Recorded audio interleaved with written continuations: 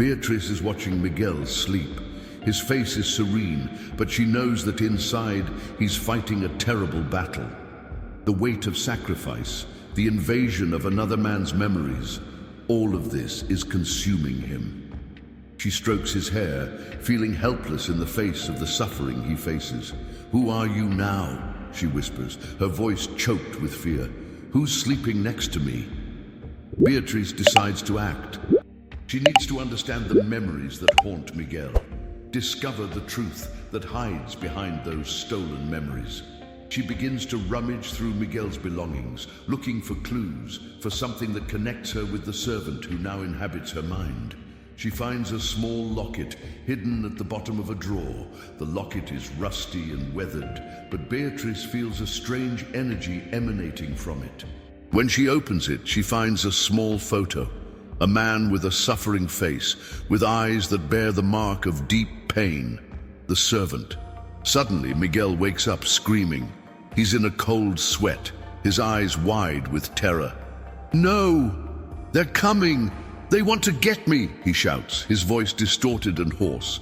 Beatriz tries to calm him down, but Miguel repels her with a force she has never seen before. He looks at her with a look of hatred, a look that is not his. "You don't understand," he says, the servant's voice dominating Michael's. "You don't know what they did to me. I'm going to take revenge. I'll make them pay." Miguel gets out of bed and starts walking around the house, as if looking for something. He is obsessed, consumed by the servant's anger and desire for revenge. Beatriz follows him, trying to convince him to stop.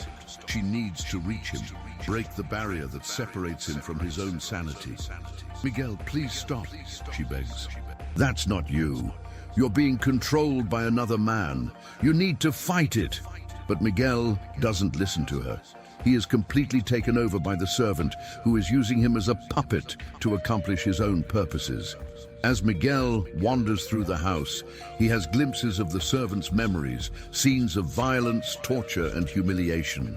He sees the servant being beaten, enslaved, and exploited by Miguel's family. He feels the pain, anger, and despair of the servant. Beatriz realizes that the servant's memories are not just memories, but a portal to the past, a way for the entity to continue to exert its influence over the mansion. The entity is using the servant to manipulate Michael, to make him destroy everything he loves. She understands that the only way to save Miguel is to free the servant, to give him the peace he so desires. But how to do this? How to free a tormented soul that is trapped in a cycle of revenge? Beatriz decides to look for answers in the servant's past. She uses the locket as a guide, following the traces of her life, looking for clues that will help her understand her story and motives. She discovers that the servant was named Elijah, the same name as the ancestor who made the pact, and that he was a good man, a man who loved his family and served Michael's family with loyalty and devotion. But he was betrayed, wronged, and brutally murdered by his family, who used him as a sacrifice to strengthen the pact with the entity. Beatriz feels a wave of anger and indignation. Miguel's family is responsible for all this pain, for all this destruction. They are the real monsters. She returns to the mansion, determined to free Elias and save Miguel, but she knows that the entity will not let her do that. The battle has only just begun. Imagine yourself trapped in someone else's body, forced to relive your worst traumas and carry out your acts of revenge. How would you fight to regain control of your own life? See if you are already subscribed to the channel so you don't miss any videos. Leave your like so we know that you are enjoying the content, and leave your opinion below in the comments of what content or story you would like to appear here on the channel. The night in the mansion thickens, charged with an invisible electricity. Michael, or what's left of him under the influence of Elijah the servant, wanders the halls with a dark purpose.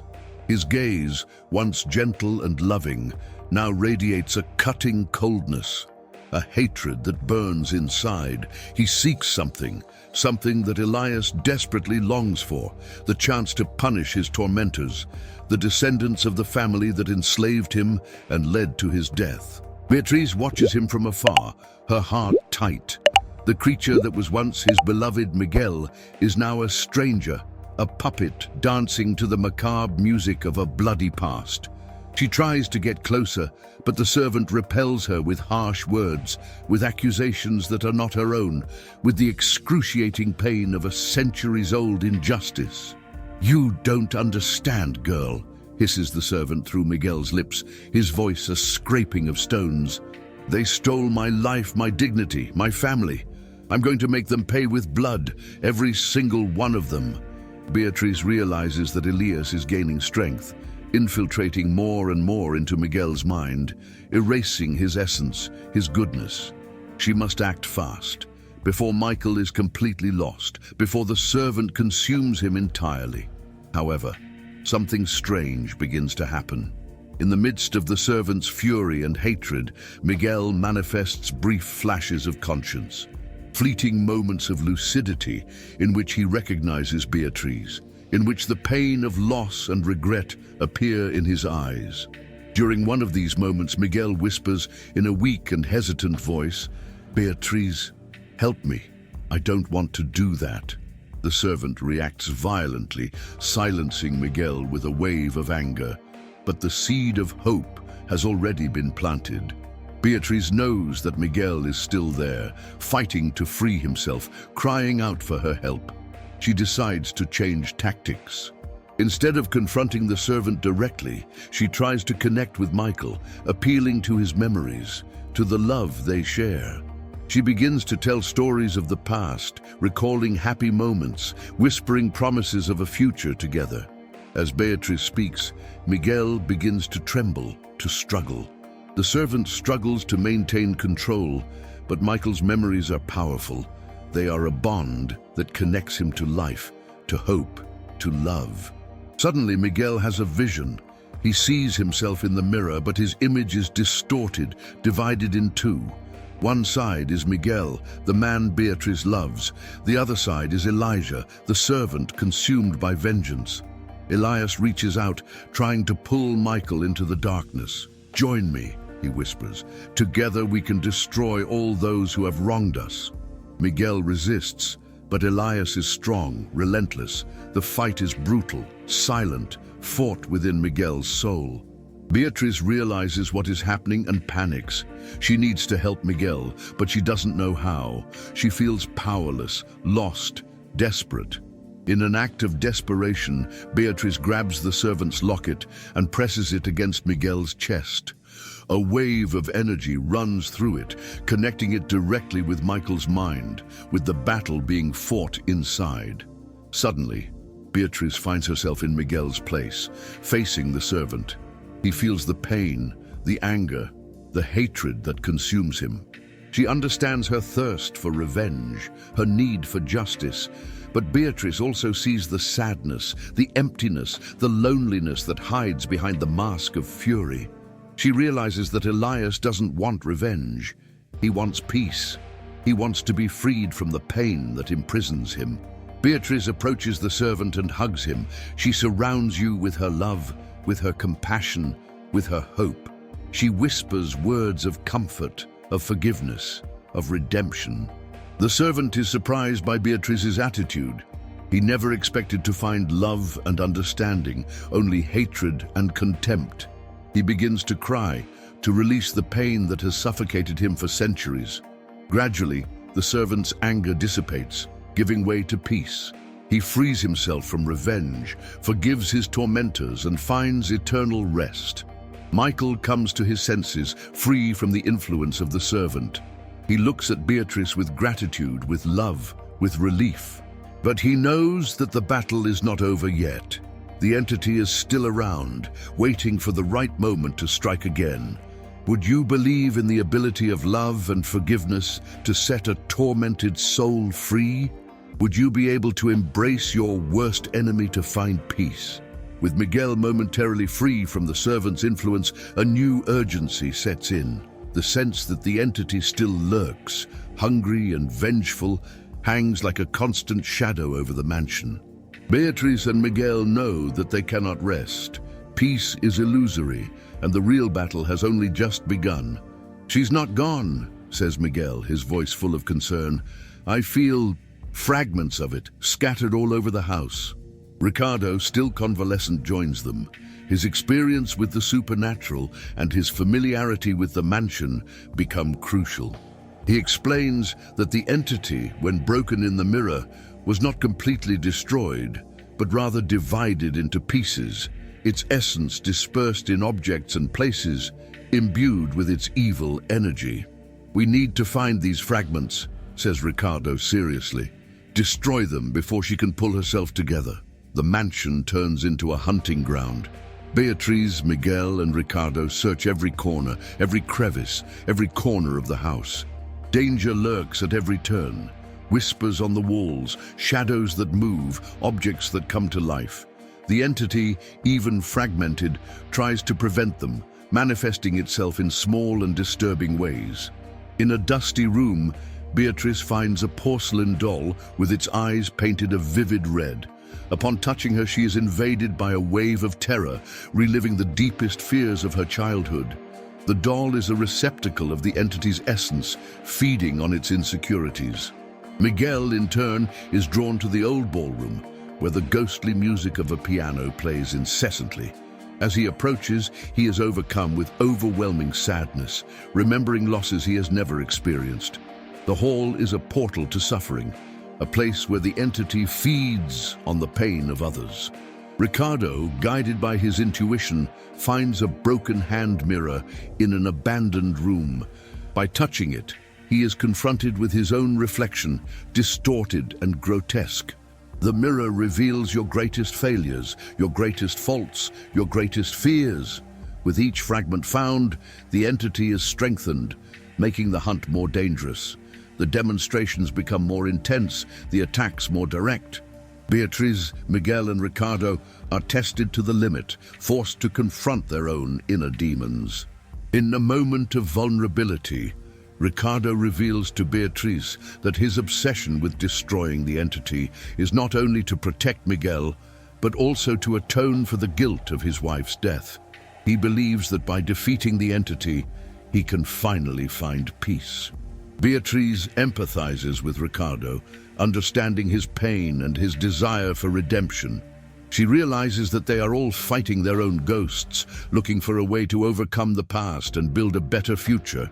While searching for more fragments, Beatriz and Miguel discover a secret room behind the library, an old alchemical laboratory. In the center of the lab, a cauldron bubbles with a dark, viscous substance. They realize that the lab was used to create the objects that contain the essence of the entity. The substance in the cauldron is the key to destroying the fragments, but the formula is incomplete. Beatriz, Miguel, and Ricardo need to find the missing ingredients to complete the formula and destroy the entity once and for all. But time is running out. The entity is pulling itself together, and its fury is about to descend on them. Would you confront your worst fears to protect those you love? Would you seek redemption for your past mistakes? In the midst of the chaos of the hunt for the fragments of the entity, an unexpected figure appears in the vicinity of the mansion. An elegant man with a penetrating gaze and an enigmatic smile. He introduces himself as Victor, a distant cousin of Miguel, someone who has always kept away from the family business and the horrors that haunt the mansion. Victor claims to have knowledge about the entity and how to destroy it definitively. He claims that for years he studied the family's secrets, looking for a way to free the bloodline from the curse that plagues it. "I know it sounds suspicious," Victor says in a persuasive tone of voice, "but I swear my intentions are genuine. I want to help you put an end to this once and for all." Beatriz and Miguel are hesitant to trust Victor. They have been betrayed so many times, deceived by appearances. Also, something about Victor's posture, in his calculated gaze, makes them uncomfortable. Ricardo, however, is more receptive to Victor's offer. He believes that with the help of someone knowledgeable about the family, they will have a better chance of success. "We have nothing to lose," argues Ricardo. "We need all the help we can get." Reluctantly, Beatriz and Miguel agree to work with Victor. He guides them through secret passages of the mansion, reveals information about the family's rituals, and helps them decipher arcane symbols. Victor seems to be a valuable ally, but Beatriz can't shake the feeling that something is wrong. She watches Victor intently, analyzing every word, every gesture, every expression. As they work together, Victor reveals to Beatriz that he has always envied Miguel for his beauty, for his charisma, for his love. He confesses that in secret he always wanted to take Miguel's place in the family. Beatriz feels alarmed by Victor's confession. She realizes that he may be using them to achieve his own goals, to take Miguel's place in the family and enjoy the power that the entity offers. She decides to confront Victor, exposing her suspicions. "I don't trust you," says Beatriz firmly. "I think you're using us. What do you really want?" Victor denies Beatriz's accusations, but she doesn't believe him. She knows he's hiding something.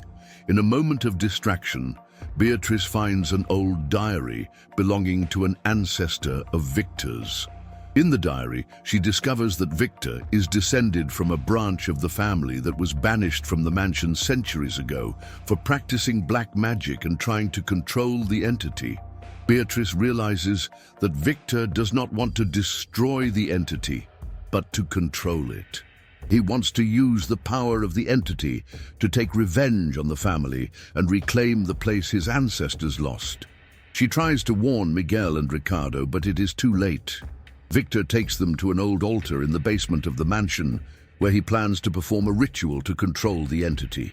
Victor reveals his true nature, revealing his ambition and his thirst for power. He tries to convince Miguel to join him, promising him wealth, fame, and immortality. Miguel refuses to betray Beatriz and give in to the temptation of power. He teams up with Beatriz and Ricardo to fight Victor and prevent him from controlling the entity. The unexpected alliance turns into a bitter betrayal. Beatriz, Miguel, and Ricardo find themselves in a desperate battle against a cunning and ruthless enemy who knows the secrets of the mansion and is willing to do anything to achieve his goals. Victor, now completely unmasked in his dark ambition, dominates the ancestral altar in the mansion's basement. The energy in the air is palpable, charged with static electricity and a metallic smell of blood. Black candles flicker, casting dancing shadows that distort Victor's features into a mask of madness and power. Beatriz, Miguel, and Ricardo are tied up, powerless in the face of the ritual that begins. Victor recites incantations in an ancient language, his voice echoing through the stone walls, each word one step closer to the entity's summoning. "Soon, all this power will be mine," exclaims Victor with a sadistic smile. "Michael's lineage will bow down before me. I will be the master of this house, the master of the entity." Beatriz tries to free herself, but the ties are too strong. She watches in horror as Victor prepares for the ultimate sacrifice, a forbidden ritual that can banish the entity forever, but which exacts a terrible price. Ricardo, even injured and weakened, spits in the direction of Victor. "You're a lunatic. He doesn't know what he's doing. This power will consume you." Victor ignores Ricardo, focusing on Miguel. "You will have a choice, my dear cousin," Victor says with a venomous tone. "Join me and rule this world, or watch as the woman you love is sacrificed." Miguel struggles, furious. "I will never join you. I'd rather die." Victor smiles. "We'll see. The ritual is about to begin. Soon you will beg for my mercy." With a theatrical gesture, Victor reveals the object of the sacrifice, a ceremonial dagger made of bone and obsidian with a blade sharp as a razor. He approaches Beatriz, his eyes shining with a disturbing intensity. "It's a shame that it has to be like this," says Victor with a false tone of lamentation. "You are a beautiful woman, but power calls me, and I can't resist." Beatriz closes her eyes, resigned to her fate. She knows she is about to die, but she feels at peace, knowing that Miguel and Ricardo will do everything in their power to stop Victor. Suddenly, a voice echoes through the basement, interrupting the ritual. "You won't touch her!" It is Miguel, who managed to free himself from the shackles. He pounces on Victor, preventing him from performing the sacrifice. The two men fight with ferocity, exchanging punches and kicks. Victor is stronger and more combat savvy, but Miguel fights with the fury of a man who is willing to give his life to protect those he loves. During the fight, Miguel knocks down the altar, breaking some of the ritual objects. A green, viscous liquid spreads across the floor, giving off a foul, nauseating smell. Victor manages to overpower Miguel and throws him to the ground. He raises his dagger, ready to deliver the final blow. "Goodbye, Miguel," Victor says with a triumphant smile. "Your time is up." But before Victor can plunge the dagger into Miguel, Beatriz throws herself at him, biting his hand with all her might. Victor screams in pain and lets go of the dagger, which falls to the ground. Beatriz takes the dagger and points it at Victor. "I'm not going to let you do that," says Beatriz, her voice firm and decisive. "I will protect Miguel and Ricardo. I'm going to finish you off." Victor laughs. "You don't have the courage to kill me. You're too weak." Beatriz hesitates for a moment. She has never killed anyone before, but she knows that if she doesn't, Victor will kill her, Miguel, and Ricardo, and release the entity to cause even more suffering and destruction. Taking a deep breath, Beatriz closes her eyes and plunges the dagger into Victor's chest. Victor screams in pain and falls to the ground, dead. Beatriz lets go of the dagger and walks away, horrified by what she has just done. She looks at Miguel and Ricardo, who watch her with a mixture of admiration and concern. She realizes that she has crossed a line. She became an assassin, but she knows she did what had to be done. With Victor's body lying inert on the floor, an oppressive silence invades the basement. The air, once charged with magic and terror, now weighs with the cold reality of death. Beatriz, dazed and covered in blood, can barely process what she has just done. Miguel and Ricardo free her from the shackles, their gazes full of worry and a silent acknowledgement of the burden she now carries. Are you okay?" Miguel asks, his voice hesitant, touching Beatriz's face with affection. She nods, unable to form words. The image of Victor dying repeats itself in her mind, haunting her with the brutality of the act. Ricardo, with his usual pragmatism, breaks the silence. "We don't have time to mourn. We need to get rid of the body and find a way to prevent the entity from being strengthened by Victor's death." As they prepare to leave the basement, a tremor shakes the mansion. The floor creaks, the walls tremble, and the air is charged with a sinister energy. The entity, sensing the death of its ally, manifests its fury. "You can't escape my power," a guttural voice echoes through the walls, causing even Richard to shudder. "Victor's death only strengthened me. Now I'm invincible." Beatriz, Miguel, and Ricardo rush to the alchemical laboratory, determined to complete the formula to destroy the entity. However, when they get there, they discover that the missing ingredients have been stolen. "It can't be!" exclaims Beatriz, desperate. "Who would do that?" At that moment, a figure appears at the door of the laboratory, a man with a sinister smile on his face. He is one of the servants of the mansion, a man who has always shown himself to be loyal and subservient. "Surprised?" asks the servant in a mocking tone. "I have always served a master more powerful than you imagine." The servant reveals that he has always been an agent of the entity, in charge of ensuring that the family's curse continued.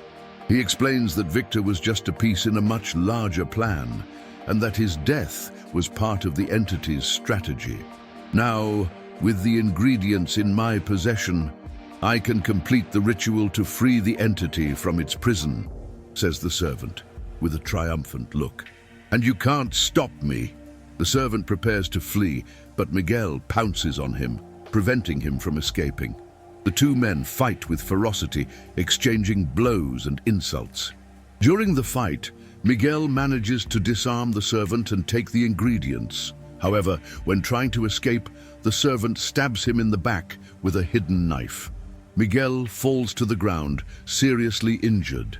Beatriz runs to help him, desperate. "Miguel, please stay with me," she pleads, tears in her eyes. "You can't die." Miguel looks at Beatriz with a weak smile on his lips. "I love you," he whispers with difficulty. "Never forget that."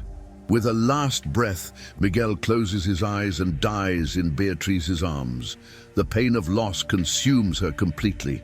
She screams in fury and despair, feeling helpless in the face of tragedy.